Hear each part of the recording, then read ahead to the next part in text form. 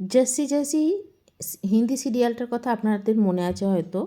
নায়িকা খুব ব্রিলিয়েন্ট ছিলেন, তাই পরিচালক তার লুকটা যতটা সম্ভব সাদামাটা করা ততটাই করেছিলেন। ঠিক আমাদের সমাজের রীতিটাও আমরা এইভাবে মেনে চলি। খুব পড়াশোনা করে যারা, তাদের লুকটা হয় সেম জার্সির মতন, মোটা ফ্রেমের চশমা, চুল উস্কো খুস্কো বা পরিপাটি করে তেল দিয়ে বাঁধা, ইত্যাদি ইত্যাদি। আর যারা টিপটপ ফিটফাট থাকে তাদের মনে করা হয় ব্রেন নেই বা ব্রিলিয়েন্ট না। কিন্তু এই ধারণাটা যদি সত্য হতো তাহলে এই প্রবাদটাও প্রচলিত থাকতো না যে যে রাধে সে চুলও বাঁধে।